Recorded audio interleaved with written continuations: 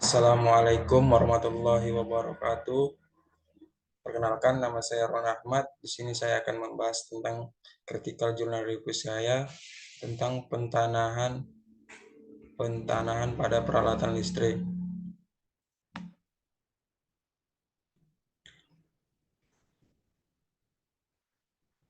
Bab pertama, pendahuluan tentang rasionalisasi penting CJR.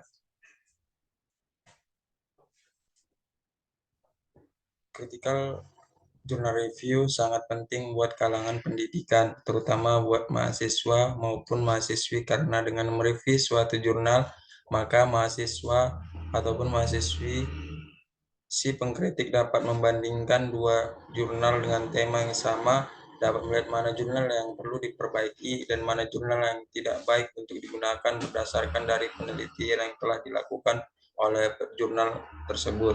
Setelah dapat mereview jurnal, maka diharapkan mahasiswa dapat membuat suatu jurnal karena mengetahui bagaimana kriteria jurnal yang baik dan benar untuk digunakan dan sudah mengerti bagaimana cara menulis atau langkah-langkah apa saja yang diperlukan dalam penulisan jurnal tersebut. Tujuan dari jurnal tersebut seperti di atas. Identitas judulnya peran pentanahan pada peralatan listrik, penulis Fauzi Radia, penerbit Jurnal Listrik Telekomunikasi Elektronika, volume 18 nomor 1 tahun terbit 2021, halaman 28 sampai 33, ISSN 25498762.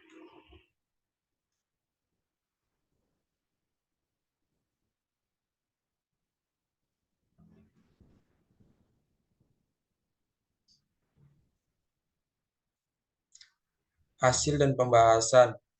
A. Proses pengukuran tahanan pentanahan dengan elektroda batang. Pengukuran tahanan pentanahan dengan metode tiang pancang yang ditancapkan ke tanah secara vertikal dilakukan dengan jarak pengukuran antara tiang pancang minimal 3 kali dari kedalaman elektroda pentanahan. Yang B. Pengaruh keadaan struktur tanah. Kesulitan yang biasa dijumpai dalam mengukur tahanan jenis tanah adalah komposisi tanah yang tidak homogen pada seluruh volume tanah. Komposisi tanah dapat bervariasi secara vertikal maupun horizontal, sehingga pada lapisan tertentu mungkin terdapat dua atau lebih jenis tanah dengan tahanan jenis yang berbeda. Oleh karena itu, tahanan jenis tanah tidak dapat diberikan sebagai suatu nilai yang tepat. Untuk memperoleh harga sebenarnya dari tahanan jenis tanah, harus dilakukan pengukuran langsung di tempat dengan memperbanyak titik pengukuran. Yang C, contoh perhitungan menentukan tahanan pentanahan dengan tiang pancang. Pemasangan elektroda pentanahan pada sistem tenaga listrik dengan kedalaman elektroda 3 meter, berarti jarak elektroda tiang pancang harus minimal 0,3 meter antara masing-masing tiang pancang. Tahanan pentanahan diukur dengan alat ukur air tester. Nilai tahanan yang dibaca adalah dalam satuan ohm. Yang D, tanah sebagai media sirkulasi busur api. Sesuai pernyataan di atas bahwa banyak faktor yang mempengaruhi tahanan pentanahan, antara lain jenis elektroda pentanahan, komposisi tanah, penampang pentanahan termasuk metode pentanahan. Untuk mendapatkan tahanan pentanahan yang baik, faktor di atas merupakan faktor penting yang harus diperhatikan dalam memasang tahanan pentanahan pada sistem tenaga listrik. Kesimpulan dari jurnalnya, berdasarkan hasil dan pembahasan di atas dapat disimpulkan sebagai berikut. Metode sistem pentanahan dapat dilakukan dengan berbagai metode, antara lain metode tiang pancang, metode penanaman plat, dan metode mat ataupun pita.